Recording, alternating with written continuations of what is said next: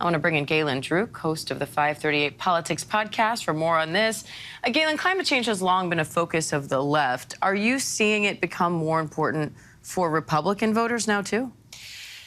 The short answer is no, but it's a little more complicated than that. So we are increasingly seeing some Republicans in Congress, for example, talk about this issue. So in 2021, for the first time, Republicans in Congress created the Conservative Climate Caucus. Now, they're talking more about issues like carbon capture than things like transitioning away from fossil fuels like the left has been talking about it.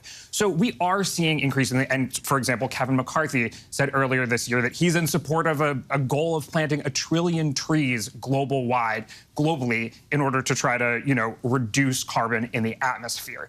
However, when it comes to Republican voters, we don't see that this is on the top of their issue priority list like we see for Democrats. In fact, most recently we saw in a Pew poll, only 14% of Republicans say this is a very big issue versus 60-some% of Democrats saying this is a very big issue for them. Are any of the Republicans set to take the debate stage in a few weeks? Are they talking about climate change on the campaign trail? Yeah, it's a good question because this is an issue where elite opinion really matters. There's a lot of science involved. It's a complicated topic. And so oftentimes voters look to the people at the head of their party for some indication of what sort of positions they might support. Now, we know from former President Trump's time in office that climate change is not an issue he takes seriously. He said that it's a hoax perpetrated by China, et cetera. And right now, he has the majority of support amongst Republican primary voters. Now, for the rest of the campaigns, we see oftentimes that they acknowledge that climate change is real, that humans are contributing to climate change,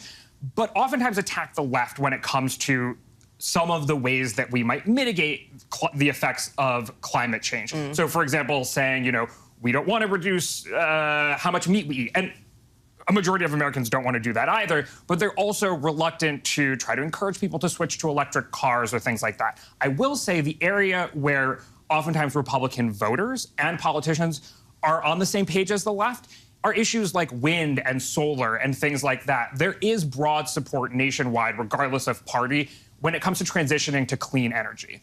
So how are voters in general? Is there a shift given the context of the record-breaking heat happening right now? Yeah, I mean, truly, as you mentioned, this July, by every indication, will have been the hottest month on record. And these records go back to, for the world. Yeah. These records go back to 1850. I mean, China saw 126-degree heat provisionally, which will be the hottest temperature ever recorded in China. Records broken in Europe.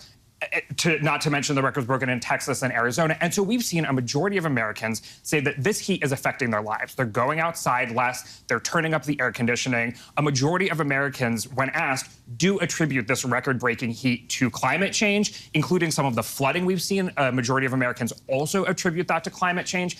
And so we're seeing, especially amongst Democrats, again, that this issue is rising. So not only are they saying that climate change is real and that humans are responsible for it, they're saying it's one of the most important issues on their docket. And of course, we saw with Joe Biden and the Democrats last year passing the Inflation Reduction Act, which largely had to do with, climate change mitigation efforts, that they are prioritizing it and they're passing legislation accordingly.